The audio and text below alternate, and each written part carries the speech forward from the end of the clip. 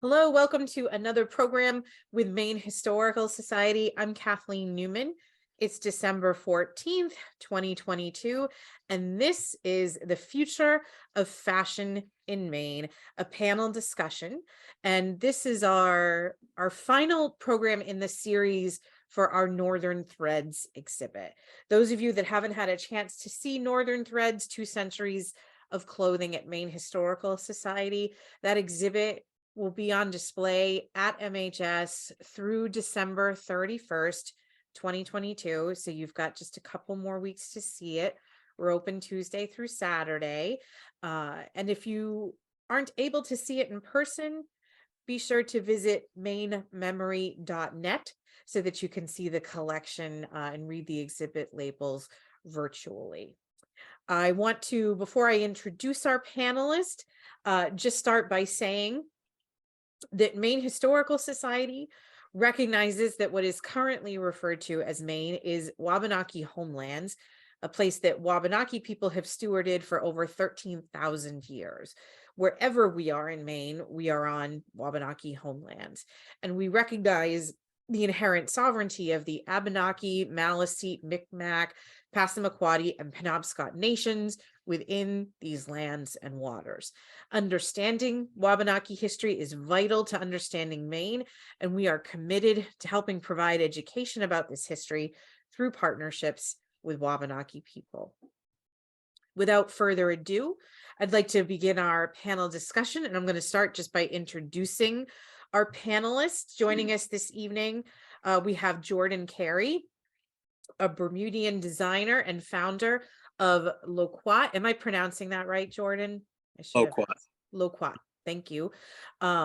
Which is a fashion brand focused on empowering marginalized people. And he received his BFA in textile and fashion history from the Maine College of Art and Design in 2019.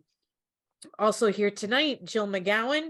She is the owner of Jill McGowan Incorporated, which launched in 1994 with a signature line of women's white shirts inspired by Jill's work as a pattern maker for the Half the Way shirt company. And she studied at the Fashion Institute of Technology in New York, Free University in Berlin, Germany, at the University of Maine in Orono, and the University of Salzburg in Austria. And finally, also with us tonight is Jill Stilin, the founder and Heather. Owner of Herself. Did I, sorry, say that again, Heather? Heather, you said Jill. Did I say Jill? I'm so worried about mispronouncing your last name. I completely changed your first name. Heather, is it Stilin? Yep. Thank you.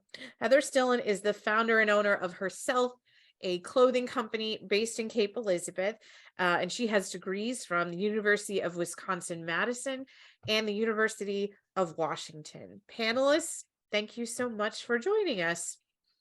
Thanks for having me. Thanks for inviting us. It is our pleasure. So we are doing this program, as I said, this is kind of the capstone or the finale to our Northern Threads exhibit, which has taken a look back at 200 years of clothing from Maine history and 200 years of collecting Maine history at Maine Historical Society. And we thought it would be appropriate, we've spent 2022 looking back on our work as an organization and looking back on 200 years of fashion in Maine. As this comes to a close, it felt right to take a moment and think about not just the history of fashion in Maine, but also the future. And so that's what we've invited you guys to speak about this evening.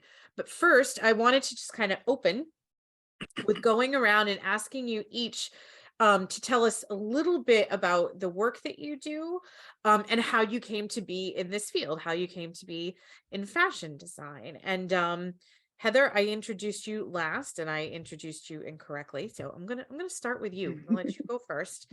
And just tell us a little bit about your work and how you came to it. Yeah, so I have a small batch kind of clothing line. Small batch meaning like I make, very limited runs of different pieces, maybe at most 15 to 20 of each piece. I came to it just from a love of design, fashion, fabric that I've had ever since I was a young child. and I came to it later in life. I had learned pattern making when I lived in California, when I was a film archivist. And then after having children, I just decided that I'd like to give it a go. So I found people that could help me bring it to fruition. And that's how I came to be here. Excellent. Yeah. Jill, how about you?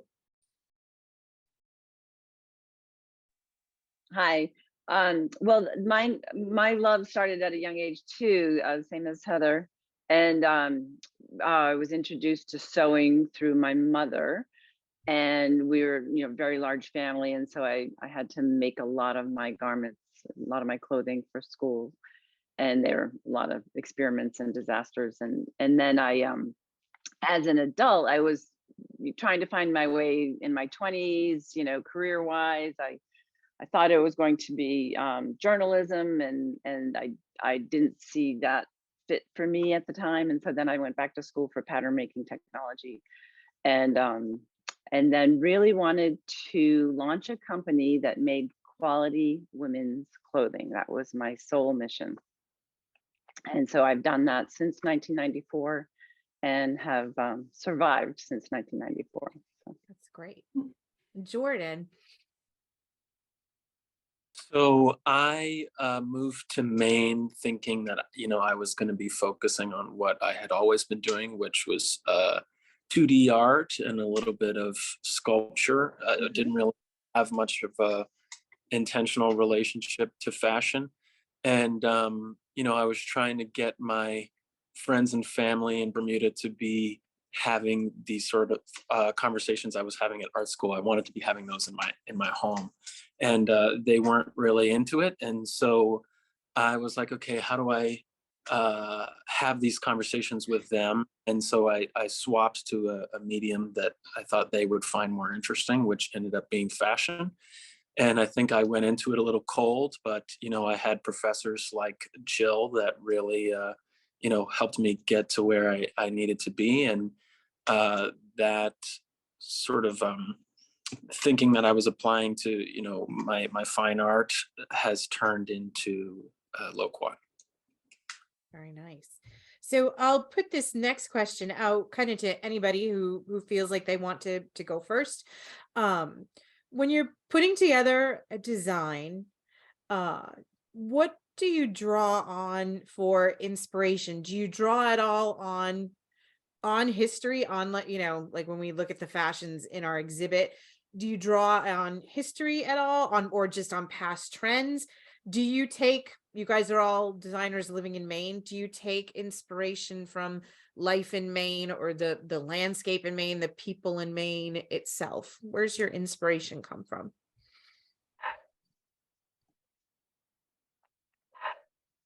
For me, it's mostly people, and finding something that I'm frustrated with the world. What are the people loving? What are the people not around me struggling with? And how is that inspiring us to notice something that's missing in the design and fashion world and contribute that? Nice. For me, I would say I'm inspired by things I find, or historical garments. Often that's a starting place. I think the reason that trends cycle is it's depending on like how old the designer is that's designing the clothing. So for me, I grew up in the 70s, and so I'm very drawn to 70s silhouettes. Somebody who grew up in the 90s might be doing that. So Something that's kind of personal and that speaks to your own memories. yeah, and what you're drawn to, like what feels like comforting or interesting to you. Sure. And I will say, so that's in the exhibit right now. The timeline is the 1890s through the 1970s. And so a lot of people that visit they see things that they recognize from the 60s or 70s. And that does elicit quite a reaction. And a positive reaction, I would say, for the most part. But people, it's fun to see them make that connection. Jill, how about you? Yeah, I do draw from history. When I first started, I was so inspired by 1950s garments, and that was before I was born. But there was just something about that era. It felt like it was a big shift for women, and more women designers were coming into prominence at that time. I when I was at FIT, some designers that I had never heard of, I was able to look at their apparel in the they have just a huge archives of apparel, similar to what the Historical Society in Maine has. Is just like all of these archives that date back to the 1500s, I believe. But Wow. what I was inspired by was Claire McCardell, Bonnie Cashin, and these were all women who, typically would have had this job in the back of a department store, just coming up with ideas, and the department stores would get the credit for it. But at the time, they started to really become brands, and it was because they were so talented and they had such fresh ideas. I also am inspired by athletic wear, not athleisure, but I like what I see in athletic wear and try to integrate it into women's work, wear to work wear, integrating knits into panels, and making woven products more comfortable Nice. Very and nice. easy on, easy off. Like, I just want Mhm. things to be easy.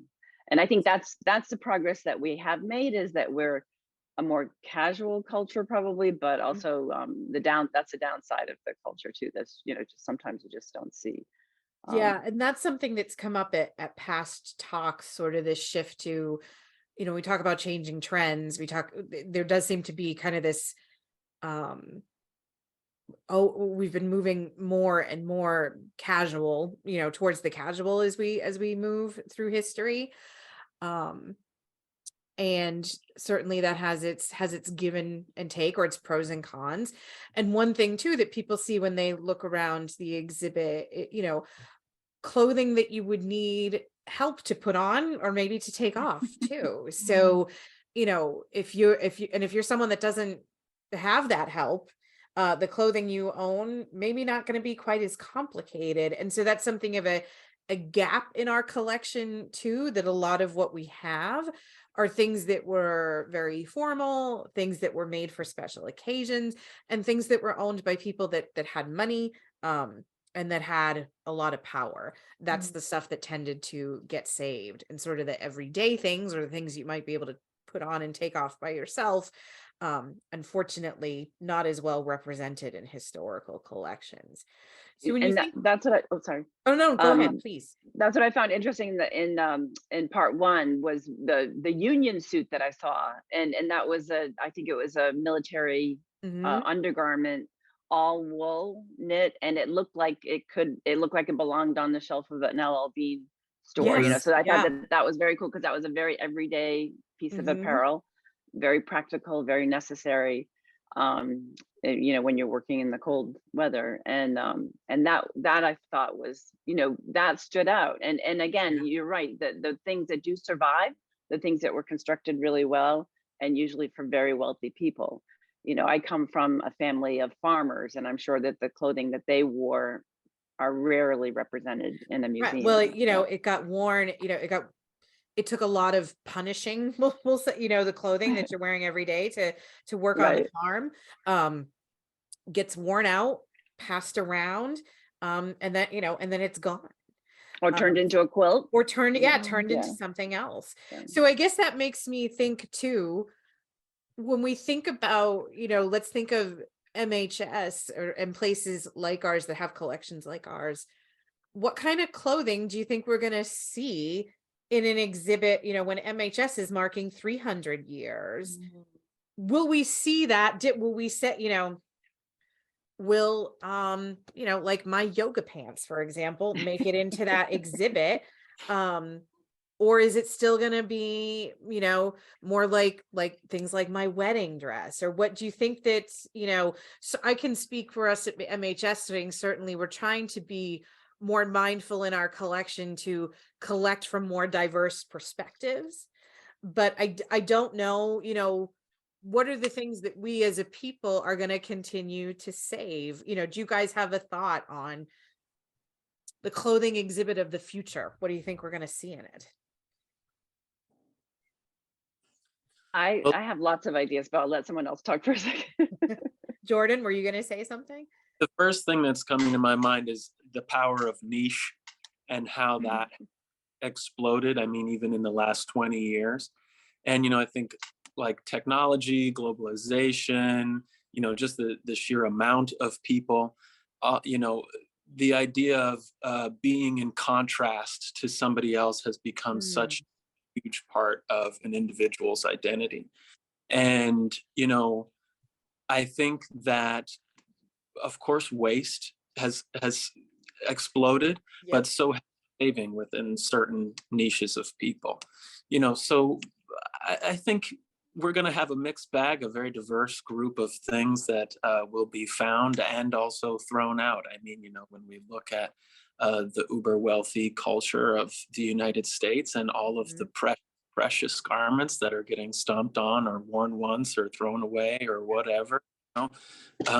There's also a bunch of hippies that are mending, bringing things back to life over and over and taking great care of them. So, you know, I think it will be and a little eclectic, hopefully. Yeah, I think that's a really good point. Those are good observations. And I think it's interesting too, what you say, like the idea of a niche and expressing your individuality through clothing. That's something that's always been true. But clothing has also always been that way to, way to show you fit in with a group or that you separate yourself from a Hmm. group. It has kind of that dual purpose. It's something that we see a lot of, I think, in the 21st century. And you've seen it a lot through history, maybe in certain times more emphasis on the we all want to look alike, if you will, or we want to show we belong to a part of something. And right now, maybe it's a moment more about individual expression. Yeah. I Jill, think what were you another gonna, piece or to Heather, go ahead. consider about the future is that I think compared to the past, there's a lot more garments that are being made that are not very high quality. So there's going to be, in a way, it's almost going to replicate what already happened because the high quality garments are more expensive and likely to last longer and Right. probably belong to people who can pay more for clothing. Whereas your fast fashion stuff is not going to get saved Hmm. and is not very high quality. So I think there is still going to be that gap. Right. Right. That's my suspicion. Yeah. Yeah. I think that makes sense. Yeah, I was thinking about just points in history. We have, in the past 20 years, there's been so many things going on historically. And so I think there'll be earmarks, of, the pandemic, for example, pajama bottoms. I just saw in the New York Times Sunday, I think, where someone paid 200,000 for Steve Jobs Birkenstocks. Oh, wow. And so those I imagine those landing in a museum one day, or Zuckerberg's cashmere hoodie. Right. Things Like those associated kind. with famous people will probably always get saved. Yeah, and the fact that the CEO of one of the richest companies in the world is wearing the most casual items Right. on the market. That kind of pivot and yeah, I'm just trying to think of other things that have happened. There's been so many things that have happened in our, um, the unveiling of the burqa in Eastern, Hmm. in the Middle East. That is also a point in history. Sure. And then Sure. I suppose one big difference too between us and like what we're looking at now is historic, things from the 1800s, 1700s. Um, the documentation of 2022 will have a lot more um photographs and videos, certainly, like what people were wearing, candidly on like a day-to-day basis, Mm. than we do, when we're studying a time when photography didn't exist, or it was still very new or involved a lot of a lot of work, a lot of posing, or wasn't very accessible to everyone. So it's curious to think, again, just what are we going to save? What are we going to think, should go up in a museum, versus, just maybe what we will know about how people dressed in the time that we're living in now, because it's an era that we're able to document very easily, for better or for worse. So when you think about life in Maine specifically, and one of the things we wanted to do with this exhibit was kind of dispel this myth that people living in Maine, that they're not fashionable, that they don't care about fashion, that there's nothing unique about Maine fashion, that those ideas are not true. So let's think a little bit about Maine specifically in the fashion industry. Do you think that life in Maine, or that the fashion industry in Maine, is being shaped by the latest outside trends in fashion? Or do you think that, Maine is a place where the fashion is, I don't know, is more unique?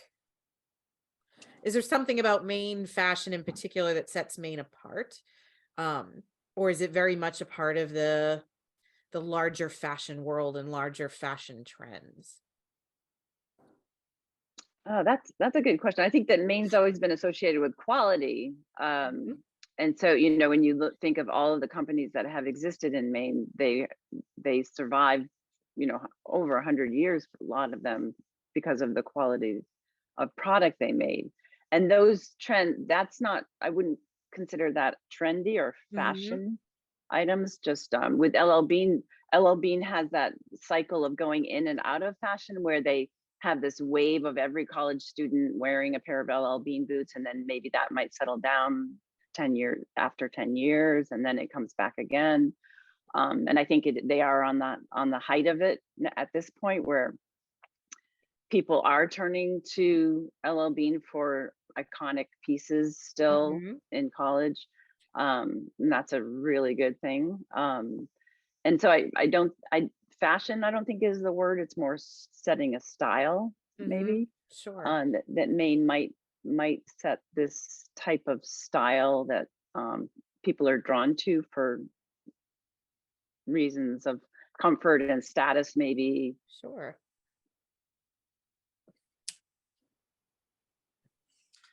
I mean, I think Maine, I mean, I haven't lived in Maine as long as my peers here, but my experience of Maine has been, it was a little bit ahead of the curve on things that, Mhm.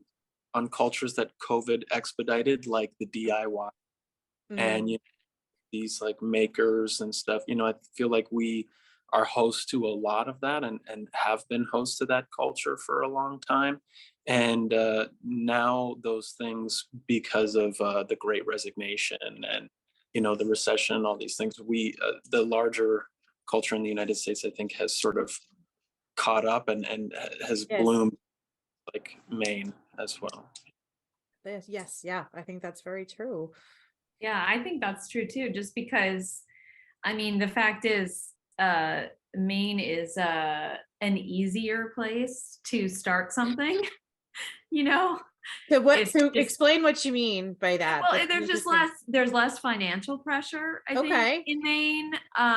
There's just, I think, which allows people more freedom to experiment Hmm. and try things. I mean, I feel like I'm always discovering new fashion businesses in Maine, like through Instagram. I'm like, oh, I didn't know about that person. Oh, I didn't know about that person, because there just isn't the pressure of like being in a New York City where you're like, it's more cutthroat.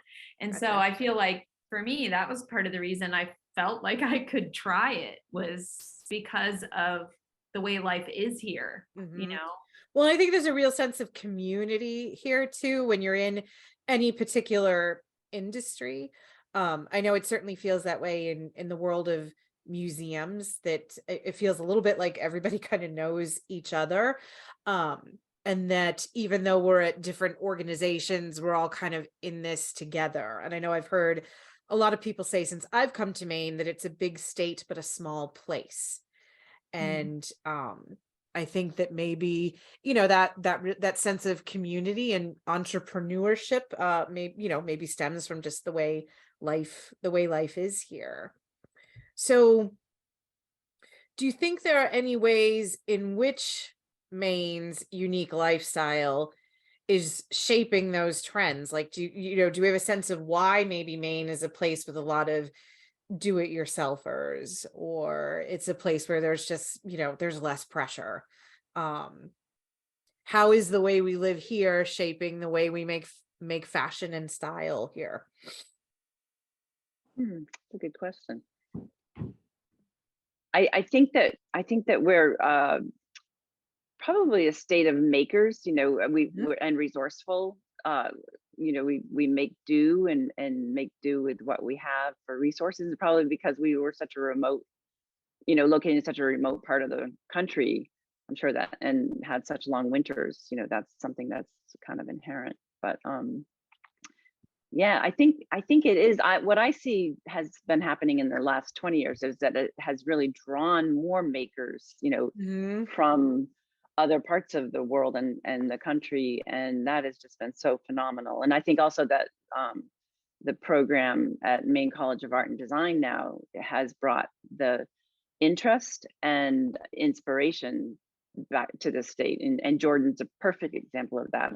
I don't know if Jordan, you'd still be hanging around if you hadn't gone through the program at Maine College of Art and Design, and I'm so glad that you are. So that introduction to that program, I think, has really made a big mark. Jordan, can you speak to that at all? Well, I was identifying with what Heather was saying earlier, because when I was thinking about, okay, should I move to New York because that's where fashion is, or should I stay here? And the big part of that, the reason why I stayed here was because my feeling was that I would have peers, but also have space. I really felt as though I needed both. And and I'm glad I made that decision, because I have other friends that took different routes that were for them, and I don't know if I would have been happy or prosperous, doing what they did. Sure. That's very cool. And yeah, I should say too, Maine College of Art and Design is right across the street from the MHS campus.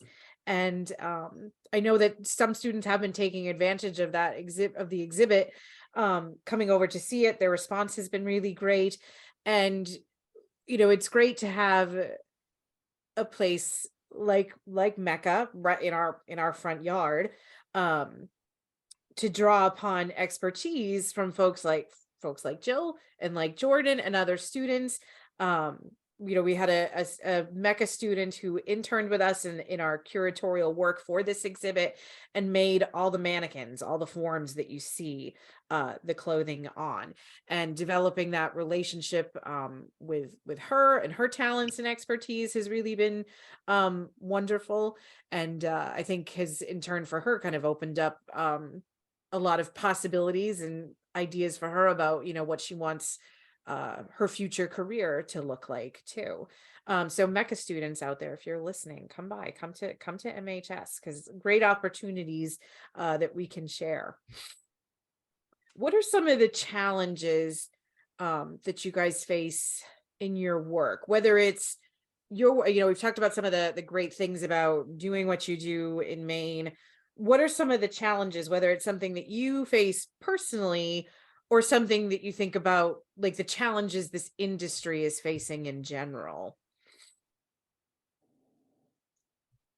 I would say one of the challenges that I find is just kind of getting a good workflow. Like, I still feel like I'm struggling with that. I certainly have people who help me produce garments that are nearby.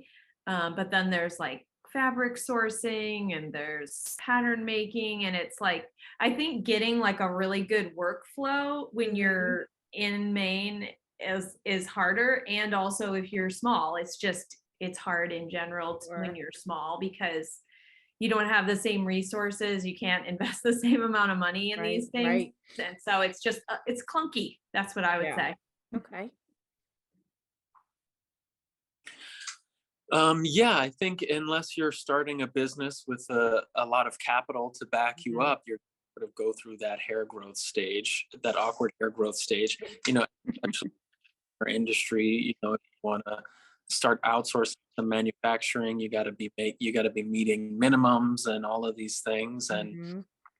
I said that space is nice, but space is also empty, right? It's also vacant. So, you know, when I was first starting Loquat and I didn't drive, it was online or Joanne Fabrics, you know, before I discovered, you know, lovely, also unpredictable, you know, so those resources are definitely a big thing that took me some time.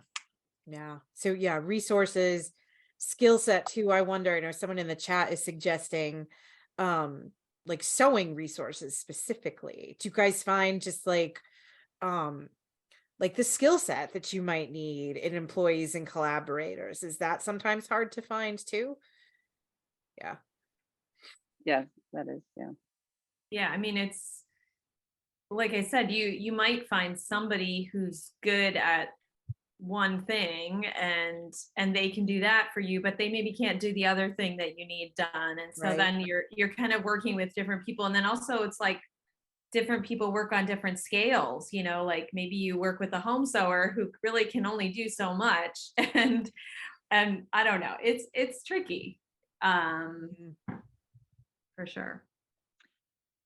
Yeah, I think the challenges that I face is where to put my energy. Like I have I'm wearing so many hats all day long, and I need to focus on my online business when Maine winters start, and so now I just have to put all my resources to my website, and then I rely on my wholesale accounts too to get me through the winter, because winters are very long in Maine, as we all They know, are. and that means business is slow. So you know, Yeah. when the tourists leave, the retail stores are much quieter. So I just have to find other ways and other resources, other outlets to sell my product, and that takes energy, and that takes time, and that takes money, you know. And the money part, the old Mark Twain saying, it's like banks will give you an umbrella when it's not raining, is so true. You know, it's just Mhm. if you don't have the money, you're not going to get the loan. And Yeah.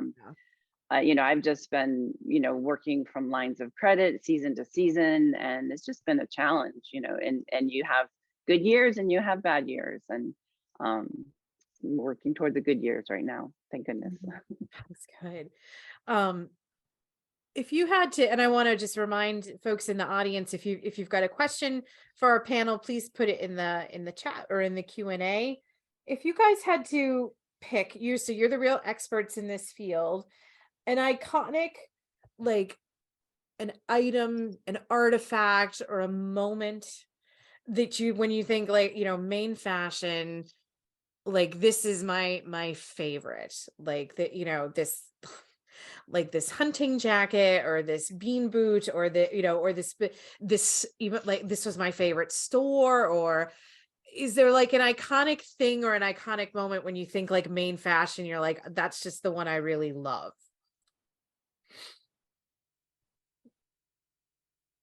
Joe I McGowan. Naturally. I have a pair of overalls that I wear a lot, and when I put those on, I always feel like a Mainer. Nice.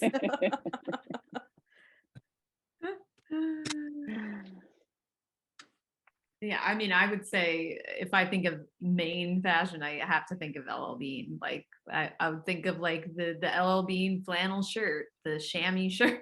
Like that's pretty iconic Maine item. It is. I still have a memory as a teenager. I think I got it from my sister. It was a Hathaway shirt, and it was that fine broadcloth, and it was one of that cotton that just gets softer and softer over time. And Oh, I just remember loving it. And then I did have the LL Bean pink Oxford shirts, like that was just Mm. something that was a staple. So those are kind of iconic Maine items. that's great. So again, so looking towards the future, where do you see fashion in Maine, or Maine fashion, however, whatever we want to call it, where do you think we're going in 10 years? What does the future of this industry look like? And what does it look like specifically in the pine tree state?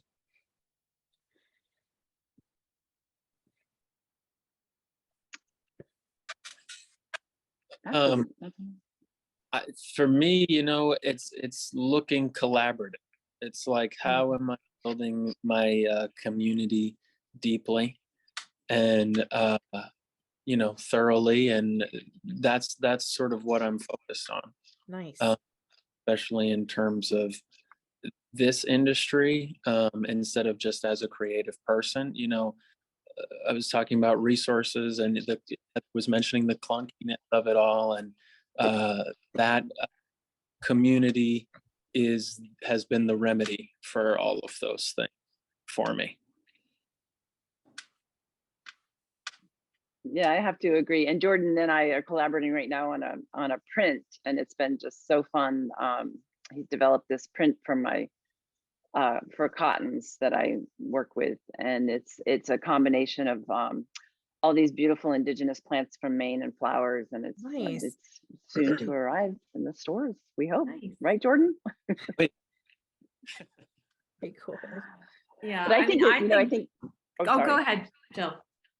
Well, I think it'll, the future of Maine, I see more of the same, and then plus, because it just feels like we're getting such an incredible and inspiring influx of people wanting to live here and adding their value and adding more to the state, more diversity, more ideas. And I think that's very exciting. Yeah, I mean, I would agree with that. That's kind of what I was going to say. I just feel like there still is a lot of potential. I think people do come here and think, I can try something that I might not try somewhere else. Like I would be a little too afraid to try it there, but I think I can try it here. So I think that gives us, a community of people who are really a lot of different people trying something new, and that makes it interesting and exciting to be around. And it doesn't feel that competitive, which is also really beautiful. Like it doesn't feel like cutthroat. More of the rising tide lifts all boats, perhaps. Right. Yeah. That's great. Well, thank you guys so much. This was a really interesting and thoughtful conversation. Some real food for thought for me too, like as I make my last trips through our exhibit when I'm at the office. So before we close, I just want to give each of you an opportunity. Please just tell us, maybe what you're working on now, and where can folks find you and your work? Where can they find you online? Where can they find you physically in Maine? Why don't we go, Jordan, you can go first. So we have a shop on 58 Exchange Street, one door from the Starbucks.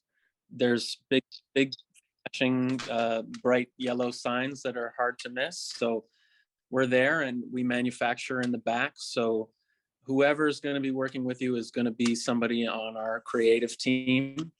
And, we're always there doing something. We're Loquat Shop on all social medias.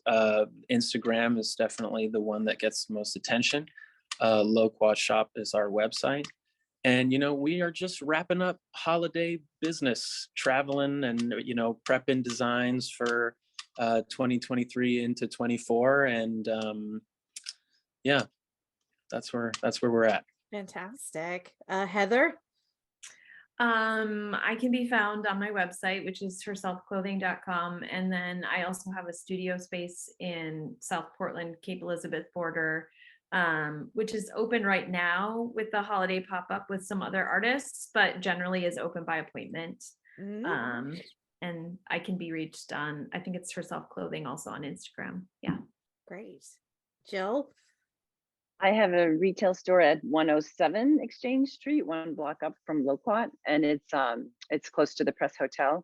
We're open 7 days a week and 10 to 6. And then you can also find me online at jillmcgowan.com. That's And great. thanks for asking. Yeah, of course. Well, and again, thank you all for sharing your thoughts and your expertise tonight. And thank you for just, sharing your art and yourselves and your work with everybody here in Maine. I'm glad that you are all here. And please, folks, if you haven't had a chance yet to visit us at Maine Historical Society and see Northern Threads, you've got until December 31st, 2022. Otherwise, visit us online at mainehistory.org and mainememory.net. So panelists, thanks again, and hope everybody has a good evening. Thank you. Thank you, Kathleen. It was our pleasure.